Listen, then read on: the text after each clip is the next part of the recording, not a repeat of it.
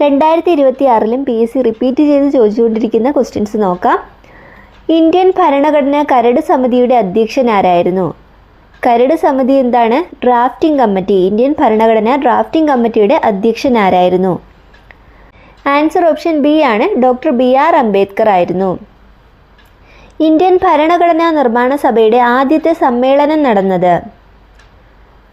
Option B ആണ്, 1946 December 9-നാണ് Indian ഭരണഘടനാ നിർമ്മാണ സഭയുടെ ആദ്യത്തെ സമ്മേളനം നടന്നത്.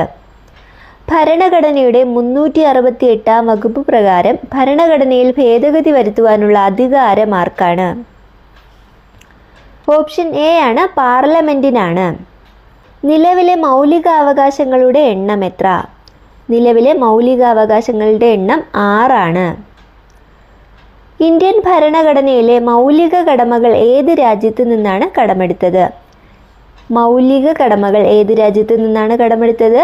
സോവിയറ്റ് യൂണിയനിൽ നിന്നാണ്. കേരളത്തിൽ നിലനിന്നിരുന്ന സാമൂഹികമായ അസമത്വത്തിനെതിരെ മിശ്രഭോജനം സംഘടിപ്പിച്ച നവോത്ഥാന നായകൻ? മിശ്രഭോജനം സഹോദരൻ അയ്യപ്പനാണ്. സഹോദരൻ അയ്യപ്പൻ.